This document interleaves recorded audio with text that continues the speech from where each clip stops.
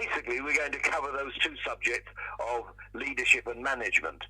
Sometimes people think these are the same thing, but they're not at all. So we will look at leadership styles, how important leadership is, the quality of leadership, the quality of the leader. We'll look at styles of leadership, developing vision and so on. Then we also deal with conflict. And then in the second session is much more about management. So it's about the rites of passage, that is births, deaths, and marriages, the conducting of those, the legality bits of a church, and also meetings, how to organise, how to run, how to be part of meetings, and how to make decisions. I think it's important because leadership is an important part of church, and how you are a leader and how you understand yourself in leadership is vital.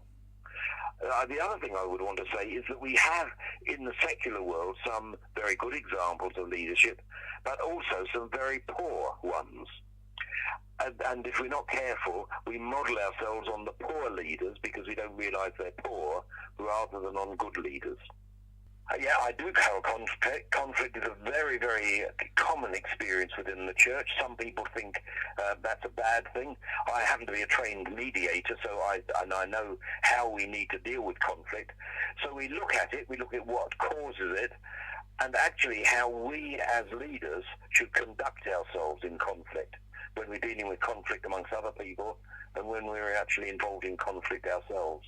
Because it can be good, it depends what we do with it.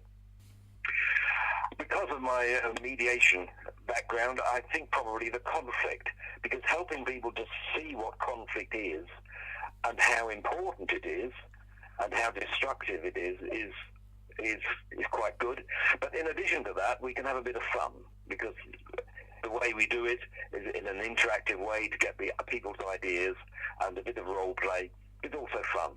And I think it's important to enjoy yourself. But on the second day, the one in July, we deal much more with the nitty-gritty of what it is to manage a church, because a church is a voluntary organisation.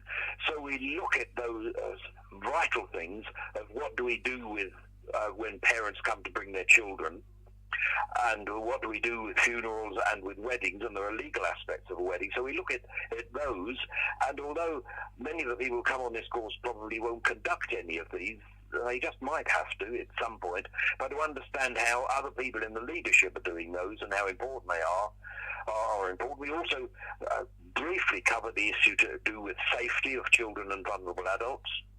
We look at the conducting of church meetings, deacons meetings, leaders meetings, etc., and the whole role of trustees.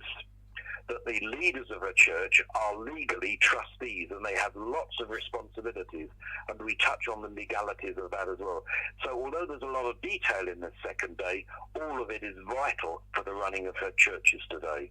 Anybody who is or thinks they ought to be in leadership, I think the people I'd like to come most of all are those who think they already know it, because they might discover they don't. Thanks a lot, Tony. That's really helpful. We would love for you to join us at Spurgeons College. Come and find out all about the Equipped to Minister course, the ETM course, at our website, spurgeons.ac.uk. On our website, we have a wealth of information all about the course, including certification and a page for you to be able to enrol. Thanks a lot for listening. We hope to see you on a course soon. Bye for now.